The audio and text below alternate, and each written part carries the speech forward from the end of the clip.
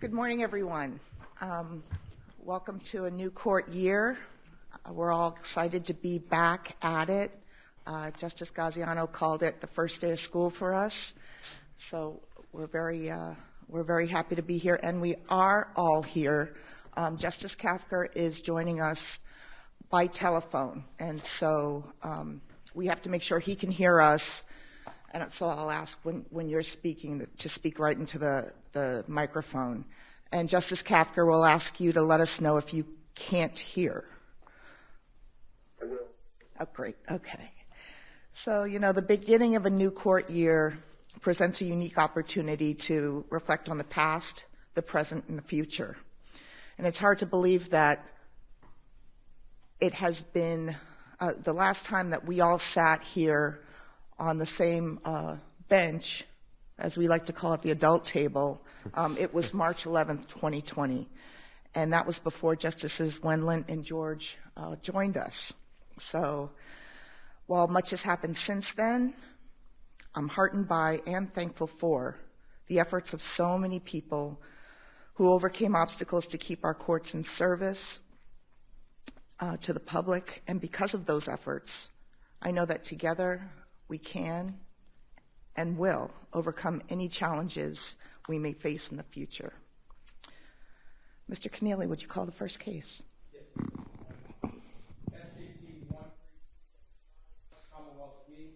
and Perez-Narvaez. Attorney Covington? Thank you.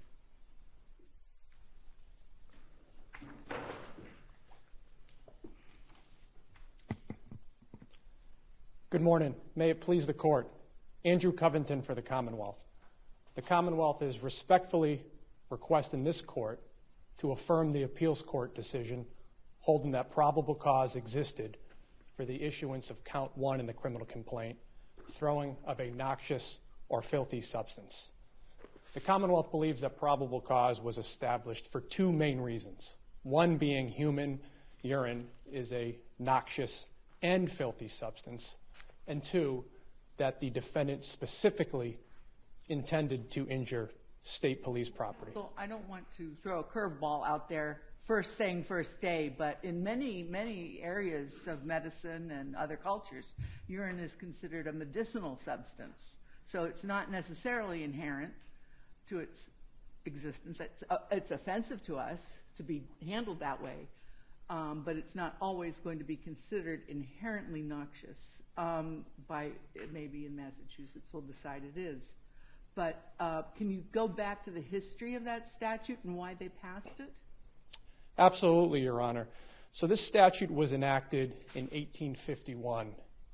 It was enacted in a direct response to the temperance movement. During that time period, political dissenters would throw bottles filled with coal tar or sulfuric acid, which is referred to in the statute as oil of vitriol, into houses of folks who supported the temperance movement.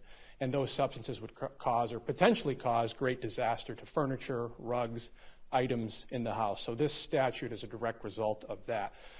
But it's the Commonwealth's opinion that the legislator also broadly targeted noxious or filthy substances, that being human urine. So in the situation that you brought up, Your Honor, I think we would have an issue with the second prong of the statute. When if there's an ambiguity, don't we look at the legislative history?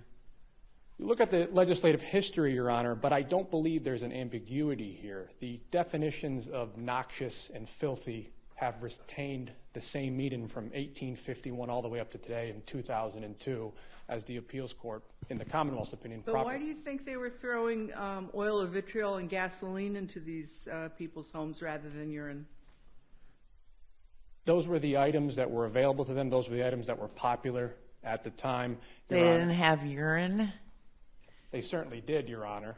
They certainly did. I think if the dissenters decided to fill a bottle of urine and threw a bottle of urine into a home, I think it'd still get you here under this statute.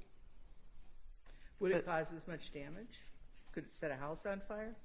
I don't believe it could set a house on fire, Your Honor, but it's common knowledge, and the trooper in the probable cause statement even opined this, that urine could contain viruses or bacteria. Sure. Other jurisdictions, Louisiana, New York, Hawaii, which are cited in the Commonwealth's briefs, have constituted urine to be a noxious substance. So why this court or any court in Massachusetts hasn't defined whether or not urine is a noxious substance. Other jurisdictions have, but it's not only a noxious substance, it's also a filthy substance. When you say they've defined it, did they define it through their statutes, or did they have urine specifically in statutes, or was it a court interpretation? Court's interpretation, Your Honor. 2 of the cases involved assault and battery charges. I can't remember which one, but 2 of them involved urine to assault someone, and both of those courts concluded that urine is a noxious substance. In the other court, I believe... Can I ask you, counsel, in those jurisdictions, was there sulfuric acid and coal tar also listed alongside filthy and or noxious? I don't believe so, Your Honor. And so my question to you is, why delineate coal tar and sulfuric acid when it's already encompassed in the term filthy? What would be the legislative purpose in doing that, given our canon that we don't, each word needs to have meaning? It's the Commonwealth's belief that it was the legislator's intent to broadly encompass other substances that could have the potential to cause extreme damage to someone's property or a business property. And so going back to Justice Gaziano's question, what in the legislative history indicates or supports the Commonwealth's position in that regard? There's nothing in the legislative history as far as urine, if that's the question. It more deals with coal tar and sulfuric acid. But there's So what supports the proposition that the legislature broadly intended to target filthy substances beyond those substances which are like sulfuric acid and coal tar? I think the statute would read something like oil of vitriol or coal tar or other acid-like or coal tar-like substances, but that's not what the statute says. They give 2 examples of coal tar and oil of vitriol, and then it's or noxious or filthy substances. So it's the Commonwealth's belief that the legislator is broadly encompassing. But it does say or other noxious or filthy. So given the fact that it does include other, I'm wondering, does that favor or disfavor your argument now? I believe it favors the Commonwealth's argument, Your Honor, and the Commonwealth is asking this court to apply the plain meaning of those words, which is what the appeals court did, that noxious is a harmful or hurtful substance, or filthy, being dirty or disgustingly dirty, fits what human urine is. And this is a felony, right? It is, Your Honor. It is a felony. But could someone be charged if they were engaged in public urination on the side of someone's house? I don't believe so, Your Honor. I think you're going to get prong 1 of the statute. You're going to have a noxious or filthy substance, that being urine. But then I think we're going to have the problem with the specific intent. In that situation, Your Honor, was the suspect or defendant specifically intending to injure the property or just relieving him or herself? What is the evidence of intent here? Because wasn't he arrested for operating under the influence of alcohol? So I'm presuming he was quite intoxicated. That's correct, Your Honor. He was arrested for operating under the influence of alcohol at 2:30 in the morning, was completely belligerent, uncooperative with the trooper. The bail clerk that night was unable to even bail him out because he didn't comply with the booking process. He was brought to a hold-in cell, and it's the Commonwealth's belief, we're at probable cause, a very low standard here, in the light most favorable to the Commonwealth, reasonable grounds to believe that a crime was committed, that the specific intent is that he had a toilet to use right next to him. He was trying to get... Have you ever been to a Patriots game? Yes, I have, Your Honor. Okay, so if there's a line with the porta potties and someone decides not to use one and to relieve themselves near a vehicle or something, is that intent? Is that a crime? Not under this statute, Your Honor. Perhaps disorderly conduct, disturbing the peace, maybe indecent exposure. But again, I think we're going to have an issue in that hypothetical of specific intent to injure property, which I think is different in this case. Again, we have to take all the facts and circumstances into light. The defendant was inside of a structure. And the record will reflect that my experience was at an Eagles game in Philadelphia, not at the Patriots. I'll correct myself. Understood, Your Honor. Understood. I'm sure it wasn't you, though. No, it wasn't. Don't we have to go back, though, to going back to the statutory interpretation, the first two specific examples, oil, vitriol, coal, and then you have other noxious or filthy substances.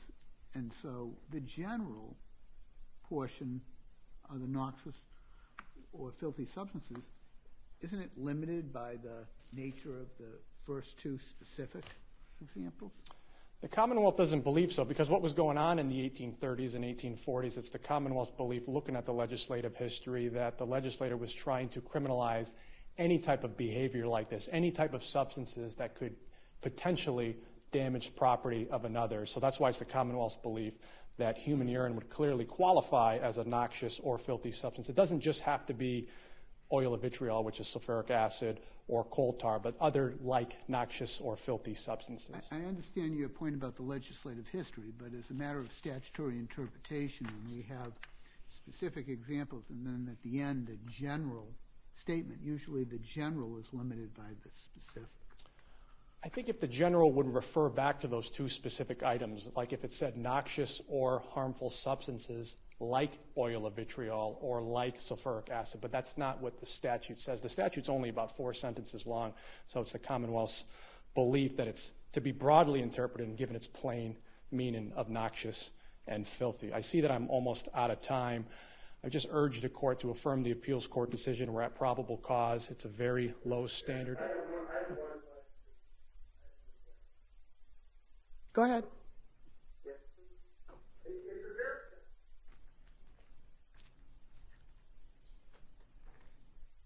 We lost you.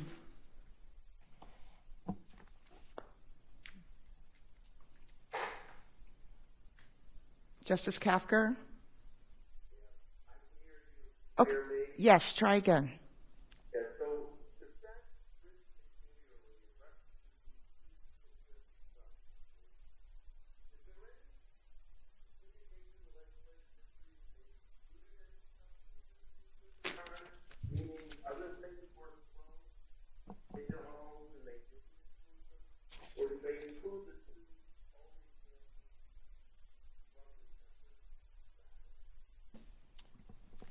It's the Commonwealth's belief that nothing has been excluded, Your Honor. And again, we have hardly no cases on point. There's one case that the defendant cited, but that involved throwing urine and human feces at a jail guard, which is really I'm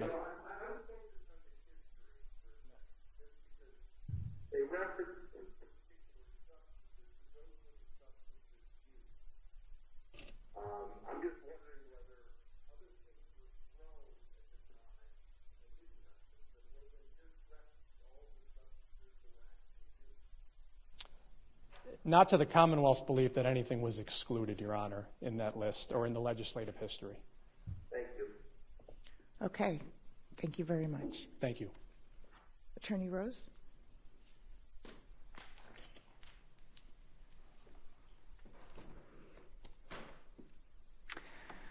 Good morning, and may it please the Court. My name is Rachel T. Rose, and I represent the defendant, Angelo Perez-Narvaez. Other noxious or filthy substances must mean something beyond harmful or disgustingly dirty, or causing nearly any sort of mess in Massachusetts can carry a 5-year prison sentence if they claim he did it on purpose.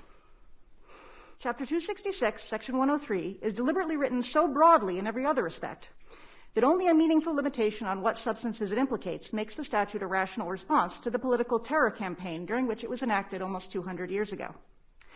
Its comprehensive verbiage describing how, why, and to what the targeted substances can be applied adds up to banning any means by which they meet with the outside or anything inside of any building or vessel the defendant does not have the right to intentionally soil. The Commonwealth's argument is that a vague and nearly limitless definition of what those substances are must be accepted over what we'd get using established canons of statutory construction because the legislature only named 2 hazardous industrial chemicals, coal tar and oil of vitriol, before using the otherwise broad and subjective terms noxious or filthy. But aegis dem generis has been applied to lists with only 2 preceding examples before. In Commonwealth v. Zubiel in 2010, This court interpreted a since superseded statute regarding dissemination to minors using the phrase similar visual representations as covering only images and not text and online conversations because it was preceded by the two words pictures and photographs. The same logic applies here. So can I ask you a question about that case? It does indicate, as the Commonwealth suggests this statute should, that the two that preceded the other were similar in kind. So in that statute, there is the word similar. Here, we just have other. I guess my response would be there doesn't seem to be any other reason to include those first two examples if other was not meant to mean the same thing as it did in the statute in Zubio as referring to other things that are of the same kind or class and implying application of aegis generis. But doesn't that affect whether we decide that canon should be applied, the inclusion of the word similar in the Zubio case and the exclusion of similar here? Not every statute is written the exact same way. It seems that it would exclude a large range of statutes from application of that rule if it had to be stated so explicitly.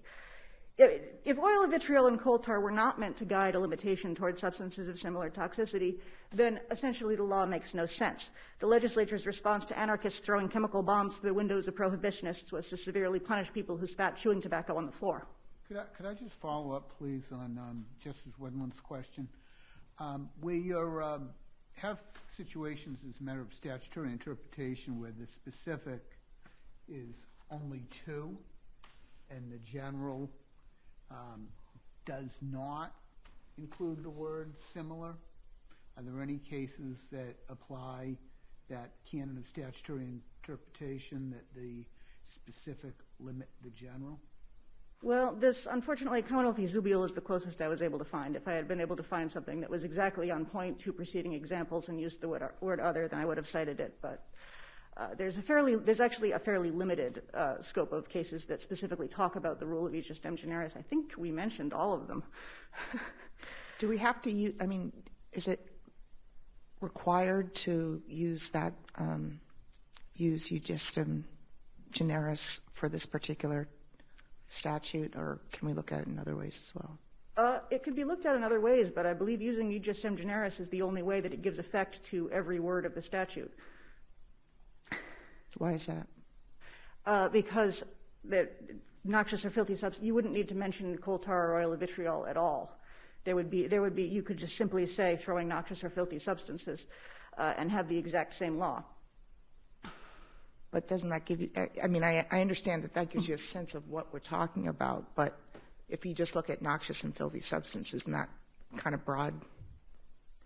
I'm just saying, noxious or filthy substance, I think you said it earlier, that could be interpreted as spitting tobacco, right? Right. It could be interpreted as all sorts of things, and so that it would seem that the drafters put those two preceding examples there must have put the two preceding examples there in order to limit the meaning of these terms, because filthy means just about anything.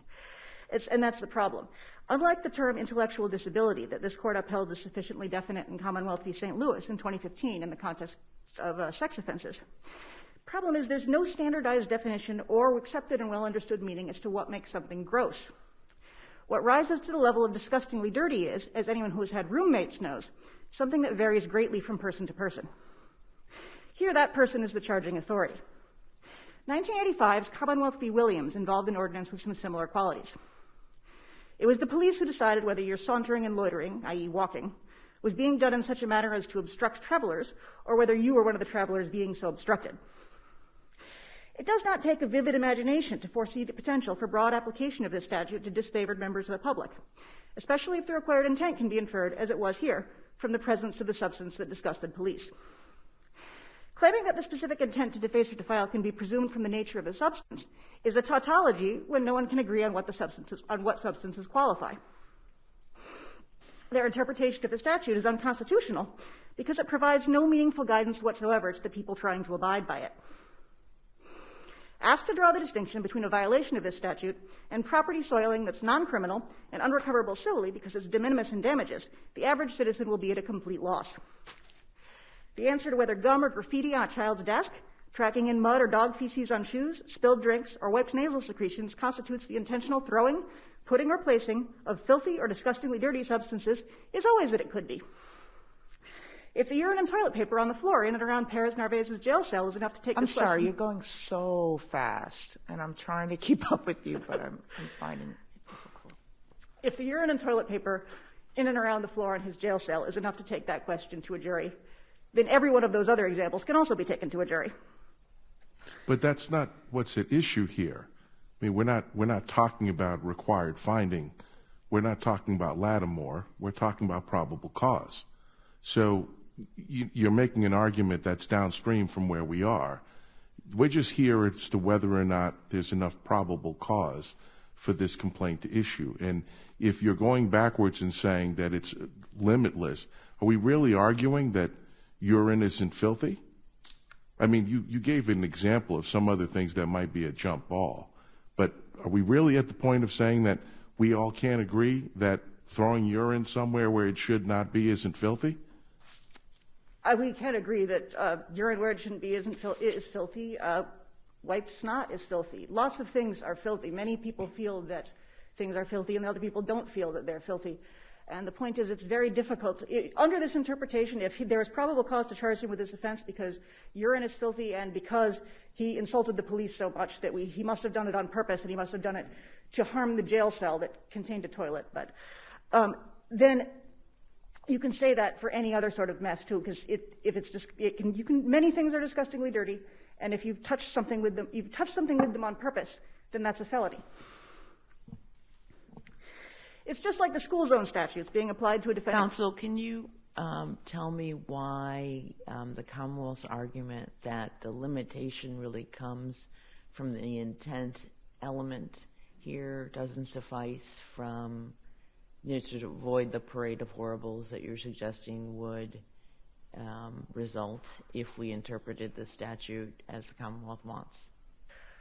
Well, an intent to deface or to, deface or defile, anytime you put something gross on something else, you can argue that it must have been intended to deface or defile it, because why else would you put that there?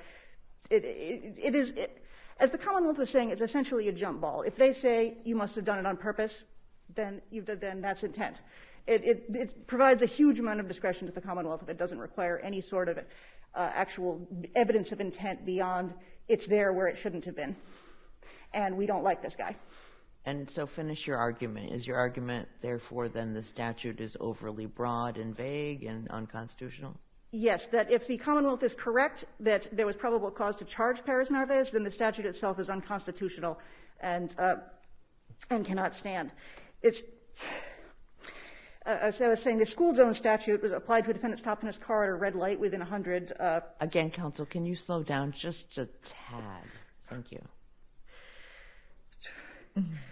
It can't have been what the 19th century legislature intended when it punished harm to property done using these substances 20 times as severely as that done with a hammer.